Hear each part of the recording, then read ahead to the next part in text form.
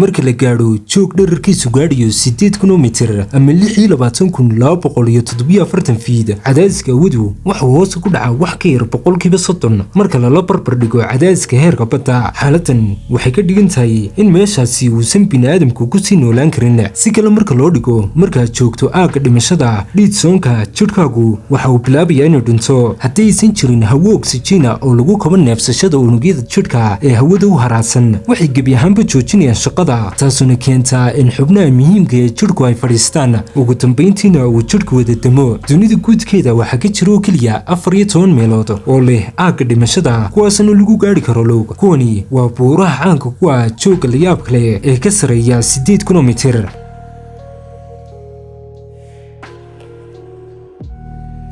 sidaasi daraaddeed buurahan waxa loo arkaa guusha ku sareysa ee uu gaari karo qof kasta oo ku taamaa fuulida buuraha. Muuqaalkan maanta waxaanu dib ugu minacsan doonaa mid ka mid ah isku dayadii ugu horeeyay ee lagu gaarayay mid ka mid ah buurahaasi, waana safarkii Sahaminta ee Nanga Parbat ee sanadkii 1934. Nanga Parbat luqadda Urduga magacani micnihiisu waa buurtii qaawanayd, balse dadka deegaanku waxay u yaqaanaan oo keliya Diyameer. Laakiinse buurtu waxay leedahay magac kale oo argagax leh. Fuulayaasha buuraha ee dunida ugu caansan dhexdoodu waxay u bixiyeen buurtii gacan ku dhiigleedahayd Killer Mountain, waxaana lagu bixiyey magacaasi tirada dhimashada ee dhacday intii lagu guda jiray isku daygii ugu horeeyay ee uu bini'aadamku ku gaadhayay buurahaasi. Nanga Parbat waa buurta ugu shishaysa ee dhanka galbeedka ee silsiladda buuraha Himalaya, waxayna ku taallaa gobolka Kashmir ay maamusho Pakistan, kaasoo dhaca waqooyiga dalka Hindiya iyo Pakistan. maadaama ay tahay buurta sagaalaad ee adduunka ugu dheer,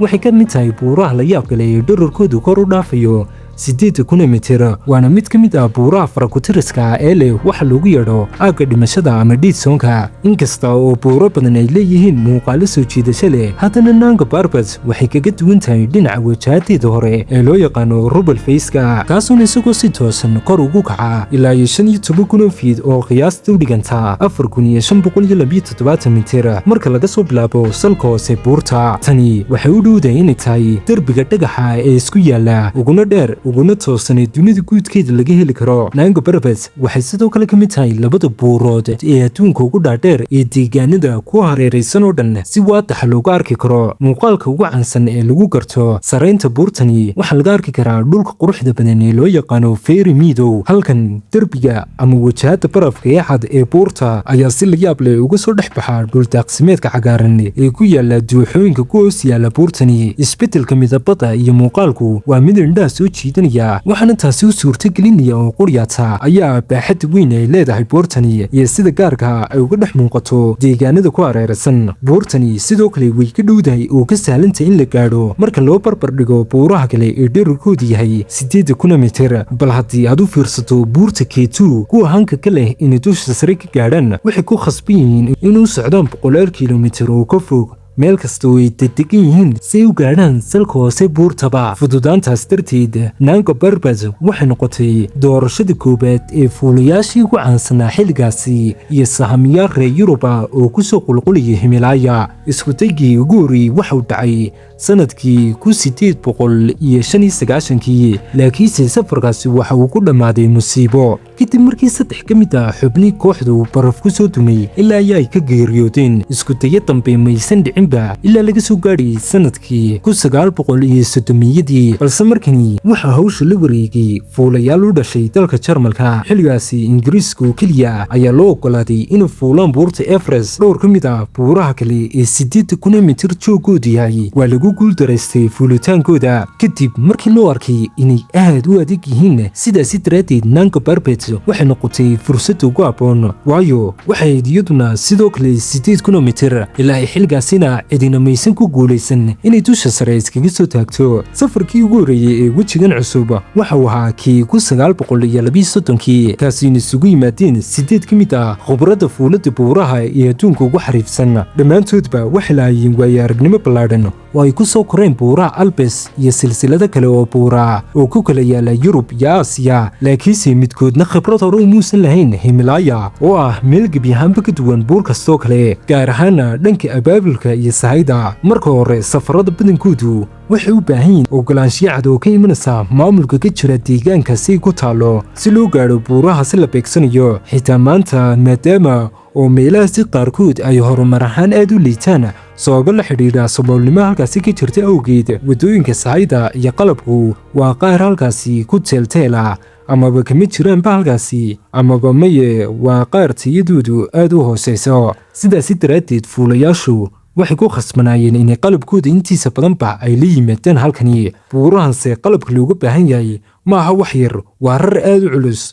mararka qaarkoodna boqolaal dada oo deegaanka ka soo jeeda ayaa rarka u soo qaada salka buuraha. dadkaas deegaanka ee rarka qaada waxa loo yaqaanaa xamaalayaal. lacagta la siiyana waa mid aad u yar marka loo barbar dhigo lacagta ay qaadan lahaayeen shaqaale ka soo jeeda dalalkay ka yimaadeen fuulayaashaasi. tan iyo bilowgii safarkii 1932 waxa durtadiiba soo baxay caqabada dhanka maamulka iyo sahayda. kooxdu waxay dhib weyn kala kulantay warqadii ogolaanshiyaha ee lagama maarmaanka ahaa, taasuna ku khasabtay inay maraan jid wareega oo aad u dheer si u gaadhaan salka hoose buurta. qaar ka mid ah qalabkii loogu talagalay inay qaadaan xamaaliyiintu ayaa la xaday. cimiladuna waxay ahayd mid aad u kaxsan inta badan wakhtiyada, iyadoona saldhigga weyn ee buurta hoosteeda uu dhowr jeer ku soo dumay baraf buurta figteeda ka soo dhacay. muddadii uu iskudaygaasi socday kooxdu waxay ku guulaysteen inay dhistaan 7 saldhig oo yaryar oo joogoodu kala sarsareeyo. ugu dambayntiina waxay gaadheen joognan 23,000 fiid ama 7,000 mitir ah ka hor intaysan cimiladu u diidin inay hal tallaabo hore u sii qaadaan. xilligaasi xamaaliyiin badan oo la socotay safarka ayaa xaaladoodu ay aad u xumaatay kadib markii uu ku dhacay xanuunka neefqabatinka ee ka dhasha joogaga sarsare. fuulayaashii reer Yurubna iyaguna xaalkoodu kamuusan rooninba xamaaliyiinta. waxaa la sheegay in mid ka mid xamaaliyiintii uu awoodi waayey inuu socdo wax ka badan dhowr cagood, kadibna uu barafkii ku dhex dhacay isaguna dhex yaalay halkaasi muddo aad u dheer. fuulayaashii oo aan iyagu u baran jooga intaas leeg waxay qaadayeen hal tallaabo oo quryaata, dabadeedna waxay neefsanayeen 5 jeer oo aad u culculus ka hor intaysan awoodin inay qaadaan tallaabada xigta. markii ay duufaantii ugu horreysay ku soo dhacday, kooxdu waxay dhowr toddobaad ku qaateen inay agabka iskaga kala gudbiyaan saldhigyada dhexdooda, iyagoona sugaya fursad ay ku qaadaan tallaabada ugu dambaysa ay dusha sare ku gaadhi lahaayeen. ugu dambayntii xaaladdu waxay gaadhay in 2 ka mid a fuulayaashii ay isaga degaan buurtii. 9 ka mid a 12 xamaali ee la socdayna ay xanuun dartiis la jiifsadeen. taas ayaana soo afjartay safarkoodii. iskudaygan waxa hormood ka ahaa nin la yidhaahdo William Markle. inkasta uu guuldaraystay, haddana waxauu durtadiiba bilaabay qorshaynta safarkiisii xigay. 2 sano kadib, sanadkii 1934, Markle waxa uu mar kale soo ururiyey koox cusub oo ka kooban 9 fuule oo isagu ku jiro iyo dhowr saynisyahanno si ay mar kale u tijaabiyaan buurta khatarta badan ee u bixiyeen gacanku dhiglayda ama Killer Mountain. si ka duwan safarkii hore, markani kooxdu waxay karaysteen 35 xamaali oo u dhashay qowmiyadda Sherpa iyo Bhutia. kuwani waxay ahaan rag u adkaysta dhibka, badankooduna waxay hore uga soo qayb qaateen safaradii caanka ee hore loogu saamiyey Himalaya. waxay ahaan rag waaya aragnimo leh buuraha, jir ahaana u dhisan, dhanka farsamadana si fiican lagu soo tababaray. 2 bishii Maayo, kooxda oo dhammi waxay iskugu yimaadeen magaalada Srinagar si ay u galaan diyaargarowgii ugu dambeeyey. marka laga soo tago xamaaliyiintii khibradda lahaa, waxa kale oo ay karaysteen 600 oo qof oo ka mid ah dadka deegaanka si ay u xambaaraan 570 rar oo qalab iyo sahay isugu jira. waxayna u lugeynayeen masaafo dhan 322 kiilomitir si ay u gaadhaan salka hoose ee buurta Nanga Parbat. jidkan ay raaceen waxa uu kaxaynayay dhanka waqooyiga Srinagar, isaguna dhanka bari kaga soo wareegay buurta ilaa ugu dambayntii ay ka soo galeen buurta dhinaca waqooyi bari ee buurta laftarkeeda. safarkani ma ahayn haba yaraatee mid fudud. cimilada jiilaalka ee buuraha ka jirta waa mid waqti dheer sii jirta oo qalafsan. taasi micnaheedu waxa weeyaan in bishii Maayo ay socdeen barafka yaala marinada buuraha ee joogoodu yahay 3,000 mitir waxa waa mid weli qaradiisu weyn tahay. toddobaadyadii ay socdeen qaar ka mid ah xamaaliyiintii ayaa daal la dhacay ilaa ay markii dambe buurtii weyneyd ee barafku qoriyey ay meel fog uga soo muuqatay markii ay ka gudbayeen buuntada caanka ee Raykot. 17 maalmood kadib markii ay kasoo ambabaxeen Srinagar waxay saldhig ka dhisteen dhul daaqsimeedka xasiloon ee quruxda badan ee Fairy Tale Meadow oo joogiisu yahay 13,000 fiid ama 3,962 mitir. marka ay halkaasi marayaan waxa uu dhimnaayo keliya 13,000 fiid oo kale si ay u noqdaan dadkii ugu horreeyey ee abid cagta saara fikta ugu saraysa ee Nanga Parbat. intii ay sahaydiisu soo gaadhisay oo soo qulqulisay qaar ka mid ah kooxda oo loo yaqaano kooxda hore socodka ayaa dhinaca sare buurta u kacay si ay si qorsheeyaan jidka la marayo iyo halka saldhigga xiga noqonayo. halka inta soo hadhin ay ku sii sugnaayeen saldhigga oo ay sii dhisayeen. kooxdani hore socodkay waxay ka koobnayd 4 fuule iyo 16 xamaali. tallaabadoodii ugu horreysana waxay dhex martay barafka weyn ee gurgura ee Raykot Glacier iyo marinada murgacsan ay ka buuxaan buuraha barafkii iyo hoogaga qotadoodu dheer tahay. kooxdu waxay iska hor yimaadeen jidgooyooyin badan ilaa ay ugu dambeyntii heleen marin ammaan ah. inkasta oo dhibka barafka gurgura ee buurtani uu badnaa haddana cimiladu waxay ahayd mid qoraxaysan yacni qorax ayaa jirtay. inkastoo qabowgu taagnaa 10 digrii meel ka hooseysa intay biyuhu ku dhagaxoobaan haddana saldhiggii labaad ayaa laga dhisay barafka gadaashiisa iyagoona jooga markaasi joog dhan 5,334 mitir. markii saldhig kasta loo qotomiyaba xamaaliyiintu waxay si hagar la'aan ugu sii shaqaynayeen sidii sahayda ay kor ugu soo qaadi lahaayeen una soo diyaarin lahaayeen wax kasta oo loo baahan yahay. cimilada u wanaagsaneed awgeedna saldhiggii saddexaad ayaa si degdega loo dhisay waxaana la qabay rajaa in kii afaraadna wakhti yar gudihiis lagu dhammaystiri doono. wax kastaana waxay u socdeen si habsami leh oo la qiyaasi karo. hase yeeshee riyooyinkaasoo dhammi waxay burbureen 7 bishii Juun maalintii u dambeysay. nin la yidhaahdo Alfred Drexel ayuu ku dhacay xanuunka neefqabatinka ee uu keeno marka la joogo joogga sarsare kaasoo bilowgii muuqday mid aan halis ahayn. markay joogeen saldhigga saddexaad waxayna go'aansadeen inay dib ugu soo celiyaan saldhigga labaad si uu ku soo kabsado. laakiinse markuu sidaas u soo gaadhayba saldhigga wuxuu dareemayay madax xanuun badan oo aad u daran kaasoona ka sii dariyey marba markay ka sii dambaysa. maalinimadkuna wuu sii galbanayay inkasta uu iska dhigayay inaanu waxba qabin haddana kooxda inteeda kale waxay durtadiiba dareemeen inuu xaalkiisu aad u xumaaday. muddo yar gudaheedna fariin degdeg ah ayaa loo diray saldhigga hoose iyadoona laga codsaday in dhakhtarkii kooxdu uu si dhaqsiyaa sare ugu yimaado. galabtii xigtay xamaali la yidhaahdo Basanka Kekuli oo markaasi ahaa 23 jir aadna looga yaqaanay deegaankaasi ayaa dhakhtarkiisa u kaxeeyey. isla habeenimidkii dambena codsigii yimid dhinaca dhakhtarka awgiis. Kekuli ayaa mar kale mugdigii habeenka soo dhex jibaaxay isagoona soo dhex marayay marinada murgacsan ee barafka Raykot si uu oksijiin u soo qaado. ugu dambeyntii waa soo laabtay markay saacadu ahayd 3 subaxnimo laakiinse xilligaasi xaalku aad buu sii xumaaday. xaaladda Drexel way sii xumaanaysay ilaa laga soo gaadhay 9 subaxnimo markaasuuna dhintay xanuunka sanbabada biyaanka awgiis ee loo yaqaano pulmonary edema. dhibaatada joogga sare leeyahay ayaa in markaad kor u sii kacdaba uu cadaadiska hawada uu sii yaraanayo. jidhka bini'aadamku wuxuu u qaabaysan yahay inuu ku shaqeeyo hawada cadaadiska ee heerka badda. sidaas daraaddeed marka cadaadiska hawadu hoos u dhaco cadaadiska dhuumaha dhiigga iyo xididada yaryar ayaa aad u kordha taasuna keenta in dareero ku soo daato unugyada ku hareeraysan sanbabada dhexdooda. tani waxay adkaysaa qaadashada oksijiinka. ugu dambeyntiina waxay la mid noqotaa inuu qofku qarqoomay ama naqaska lagu dhejiyey. Drexel waxa uu neeftiisii ugu dambeysay ku qaatay gacmaha saaxiibadiis. dhimashaduna waxay tustay khatarta iyo culayska hawsha ay u dhabar adeegayaan intay leeg tahay. kooxduna waxay dhowr maalmood ku mashquulsanaayeen aaska iyo sagootinka saaxiibkooda. taas ayaana dib u dhigtay hawshii oo markii hore si dardar leh u socotay. waxayna ahayd ilaa 22 Juun markii ugu dambeysay ee la dhisay saldhiggii afraad oo ku yaala joog dhan 20,000 fiid ama 6,096 mitir kaasoo u noqday xarun weyn oo ay ka duulaan buuraha baaxadda leh sida Nanga Parbat oo kale. masaafada ay fuulayaashu goynayaan waa mid aad u fog oo aan maalin qudha lagu dhammaystiri karin. sababtaasi awgeed ayaana loo dhisaa saldhigyo marba meel laga qotominayo. goobahan ayaana halkii fuulayaashu wax ka cunaan seexdaan iyagoona marba meel ka sii saraysa uga sii gudbaya toddobaadyada ay hawshu socoto. markastoo buurta kor loo sii fuulaba saldhigyaduna way sii yaraadaan waayo qalabka loo baahan yahay ayaa sii yaraanaya. agabkii badnaana jidka ayaa lagu soo maray. saldhigga ugu sareeya ee la yidhaahdo saldhigga hore socodka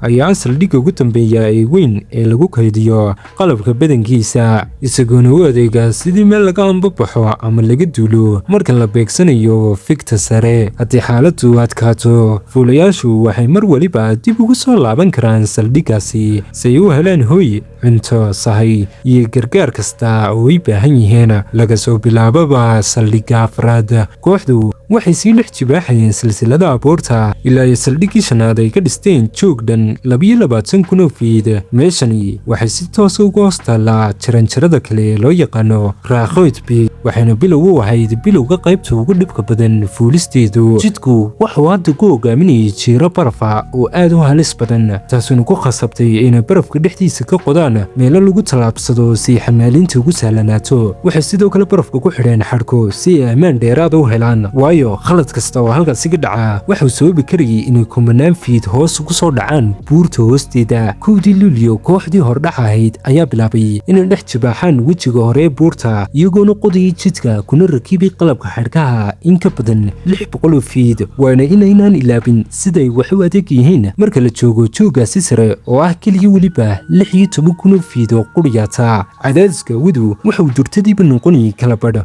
marka lala barbar dhigo cadaadiska heerka badda. sidaasi daraaddeed mar kasta waad kor ugu sii kacdidba waxay u muuqanaysay in xooggaagii iyo firfircoonidaadii ay sii dhimanayso, ama waxaad noqonaysaa sidii qof rar culus oo kala sida. waxaana arrintaasi sii murjinayay jiirada buurta oo si la yaab leh u qalloocsamayay. ragguna waxay dhab ahaantiiba dhabarka ku xambaarsanaayeen boorsooyin aad u culculus, masaafo dhowr boqol oo fiid oo keliyata. waxayna kooxda hordhaca ku qaadatay maalin dhan si ay jidka u sii diyaariyaan. subaxii 4 Luulyo, kooxdu waxay u anbabaxeen dhanka saldhigga lixaad oo ku yaala joog dhan 22,800 fiid. inkasta oo ay xamaaliyiintu ahaayeen rag aad u xariifiin ah, haddana dhibka jiirada ayaa qaybtan ka dhigtay mid qof kasta aad ugu adag. markii ay ugu dambayntii gaadheen saldhiggii lixaad, waxay si toosa u soo hor istaageen wejiga cabsida iyo quruxda badan ee Safarkii, kaasoo ahaa 15,000 fiid oo baraf toosana. marka la eego sida ay cimiladu u wanaagsanayd ilaa hadda iyo sida tallaabo kasta oo ay hore u sii qaadeenba ay ugu guulaysteen, kooxdu waxay qiyaaseen inay u dhiman tahay oo keliyata 3 ama 4 maalmood oo keliya si ay fikta sare u gaadhaan. nasiib darase, iyagoo jooga meel dhowr kun oo fiid uun ka hoosaysa meesha loo yaqaano aagga dhimashada, hawaduna ay ku sii yaraanayso, raggii waxay bilaabeen inay xanuunsadaan. maalintaasi 3 xamaali ayaa ku khasbanaaday inay hoos u soo laabtaan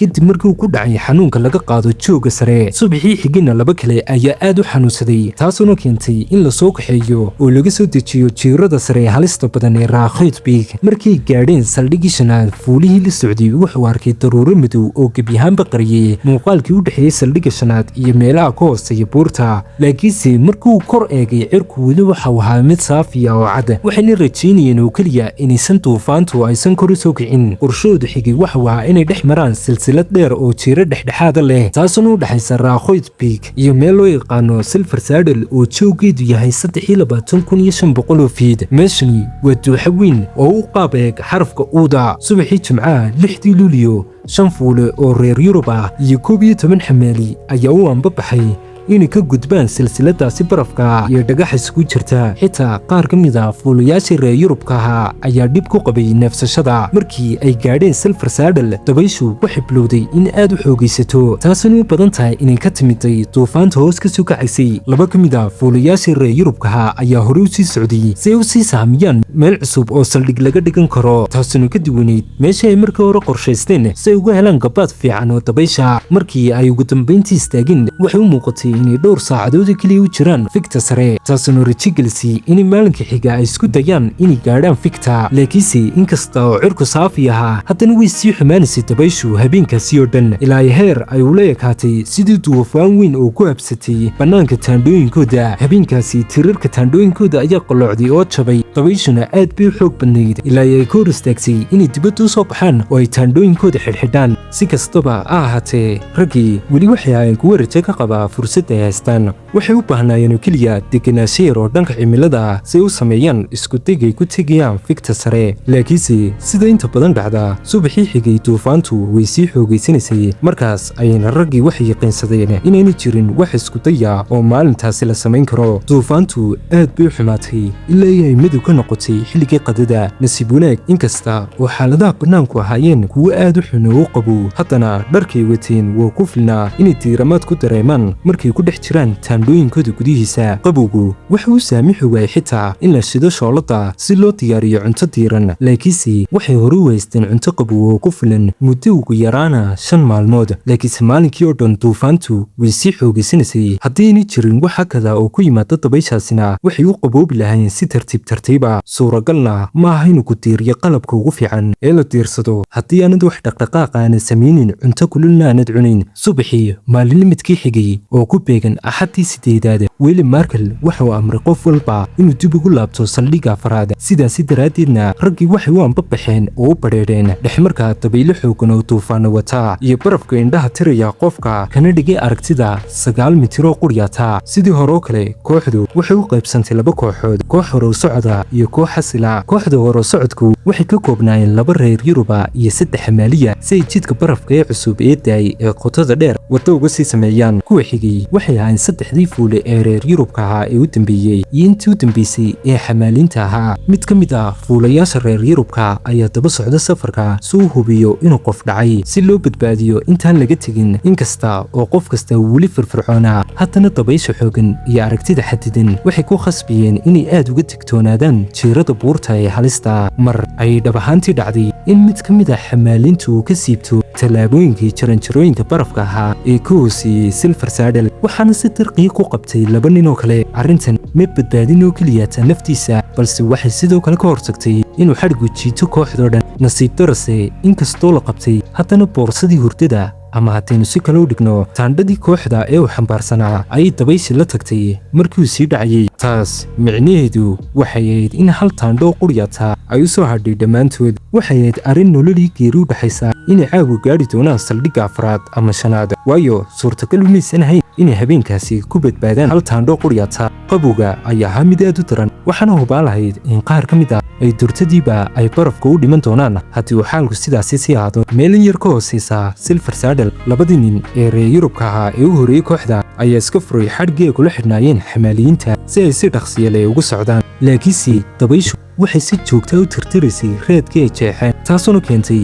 in xamaaliyiintoodii iyaga ka dambeysay ay maraan jid khaldan oo dheer oo dhib badan, iyagoona isku dayaya inay helaan jidka saxda ah. taasina waxay ku dhacday kadib markii 2 nin ee u horeeyey kooxdu ay ka racag horeeyeen intooda kale. aragtiduu liidatay awgeedna waxaa dhacday arrinkani, balse nasiib wanaag dib ayay isku heleen. markaasna waxay ku dadaalayeen inaysan mar kale jidka ka lumin ama aysan u leexan dhinacyo khaldan oo aan loo baahnayn. ugu dambayntii fiidnimadkii maalintaasi, 2dii fuule reer Yurubka ahaa ee ku jiray kooxda hore socodka ayaa iyagoo baraf ku dahaadhan yahay aadna u daalan waxay soo gaadheen saldhigga afraad. xamaaliyiintoodii lamaysan socon, laakiinse waxay u haysteen inay dhabarkooda soo socdaan oo ay ka soo horeeyaan kooxda labaad. hase yeeshee marnaba maysan soo muuqan. waxay qaadatay wakhti dheer inaan si dhaba isugu keeno silsiladaha dhacdooyinkii dhacay oo dhan. halkan markii noo maraysa qisadu waa inaan idiin sheegaa inay jiraan qaybo badan oo isku murgacsan qaybta xigta, taasuna laga yaabo inay adkayso in si fudud loola socdo sheekada. taas ayaana keentay inaan magacyada badankooda ka dhaafo sheekada, waayo haddii kale waxaa jiri lahaa ilaa 20 magac oo aad ku khasbanaan lahaydeen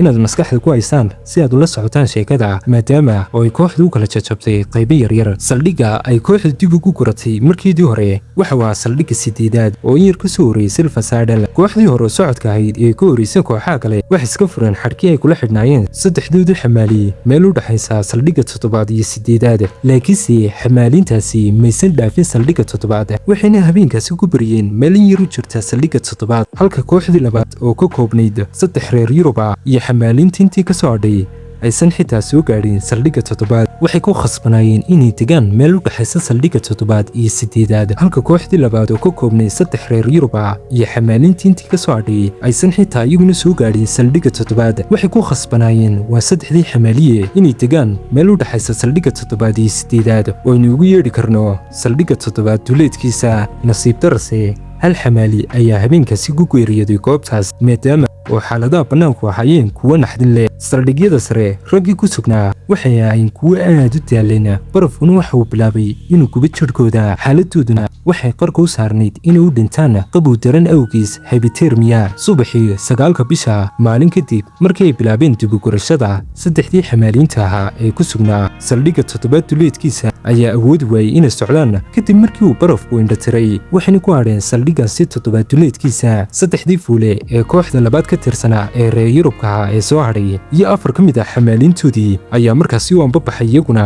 dhanka saldhigga 7. nasiib darase mid ka mid ah fuulayaashii reer Yurubka ahaa ayaa dhintay, isagoo keliyata u soo jira waqti xaadirkaasi saldhigga 7 15 mitir oo quryaata. aad ayuu u daalanaa, waxaanuu ku dhex dhacay barafka ilaa uu halkaasi ku dhex barafoobay oo uu ku geeriyooday. taandhada saldhigga 7 waxay ahayd mid aad u yar oo aan wada qaadi karin kooxdoo dhan, taas uuna micnaheedu ahaa in qaar ka mid ah ay khasab ku noqotay inay hoos uga soo degaan buurta, maadaama oo ay xamaaliintu ka jir xooganaayeen labadii fuulee reer Yurubka ahaa. waxay u sii dhaafeen dhinacaas iyo saldhigga 6. isla subaxaas labadii reer Yurubka ee ka tirsanaa kooxdii hore socodka ee ku sugnaa saldhigga 7 ayaa iyaguna halkaasi ka ambabaxay, iyaguna doonayay inay gaadhaan saldhigga 6. markii kooxdii labaad ay soo gaadheen meesha, kuwii hore waxay ahayn kuwo hore u sii dhaqaaqay. ugu dambayntiina labadii kooxood ee xamaaliyiinta ahaa ee soo hadhay waxay ku baryeen habeenkaasi meelo isku dhowdhow iyagoo aan sugayn. kooxdii horeysay waxay ku sugnaayeen saldhigga 6, halka kooxdii labaadna ay gabaad ka dhigteen god baraf ah oo u dhow saldhiggaasi. maalintii xigtay oo ahayd Salaasadii oo ku beegan 10 Luulyo, labadii kooxood ee ka koobnaa 4 xamaali iyo 2 reer Yurubka ayaa salay, waxaana la arkayay 6doodiiba oo isku hal koox noqday oo hoos uga soo degaya buurta. markii meel dheer muuqooda laga arkay, koox gurmada ayaa laga soo diray saldhigga 4 si ay uga hortagaan oo ay gacan uga siiyaan soo degista. laakiinse markii kooxdii gurmadku ay ugu dambayntii soo gaadheen raggii 6 nin, 4 nin oo quryaata ayaa ka hadhsanaa. mid waxa uu ku dhex dhintay barafkii qalafsanaa ee Raakhoydbig, mid kalena waxa uu si xanuun badan ugu geeriyooday isagoo keliyata dhowr tallaabo keliyata oo soo jira saldhigga 5. 4 badbaadiyey waxay ahaayeen kuwo aad u daalan, faraha, gacmaha iyo luguhuna barafka ayaa si xun u ragaadiyey. kooxdii kale ee dhowr cisho ka hor soo laabashada bilaabay waxa keliyata ka soo hadhay 3 xamaali ee ku sugnaa saldhigga 7 duleedkiisa iyo 2 reer Yurubka ee ku sugnaa saldhigga 7. dadkii kaloo dhan way dhinteen. Arbacadii 11 bisha 5taasi badbaadiyey oo ahaa mid ka mid ah 3 xamaali ee joogay saldhigga 7 duleedkiisa ayaa isaguna dhintay. sidoo kale 2 xamaali ee kale